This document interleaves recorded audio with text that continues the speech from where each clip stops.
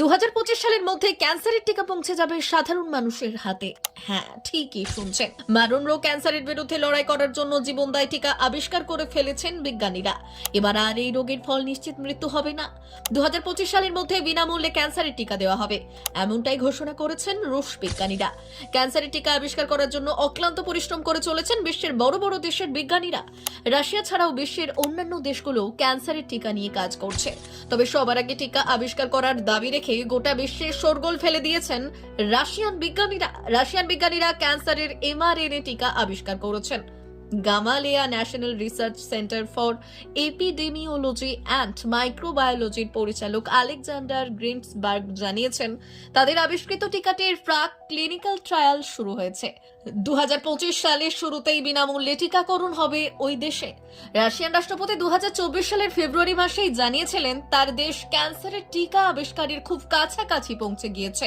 বিজ্ঞানীদের দাবি, তারা পরীক্ষা করে দেখছেন তাদের আবিষ্কৃত টিকা টিউমারের বৃদ্ধি এবং মেটাস্টাসিস অর্থাৎ ক্যান্সারের ছড়িয়ে পড়া রোধ করতে পারে।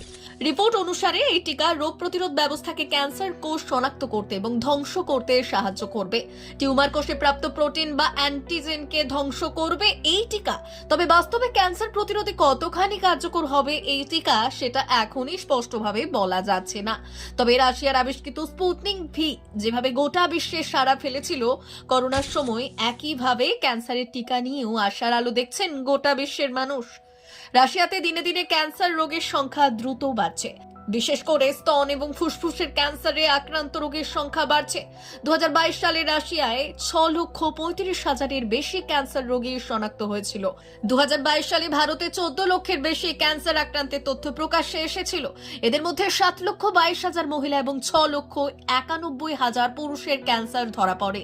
এর মধ্যে 9,16,000 রোগীর মৃত্যু হয়েছিল। গোটা বিশ্বই এই মুহূর্তে মারণ রোগ ক্যান্সারের টিকা খুঁজে বেড়াচ্ছে। রাশিয়া একা নয়, এই মুহূর্তে ব্রিটেন এবং জার্মান একসঙ্গে মিলে ক্যান্সারের টিকা নিয়ে গবেষণা চালাচ্ছে। ব্রিটেন জার্মান কোম্পানি এনটেকের সাথে হাত মিলিয়ে 2030 সালের মধ্যে 10,000 রোগীর চিকিৎসার লক্ষ্যমাত্রা নিয়েছে। অন্যদিকে আমেরিকার মডার্না ও মার্কের মতো কোম্পানিগুলো ত্বকের ক্যান্সারের টিকা আবিষ্কারের চেষ্টা চালাচ্ছে। 2023 সালের সেপ্টেম্বরে আমেরিকা AOH1996 ওষুধের মানব পরীক্ষাও করেছিল।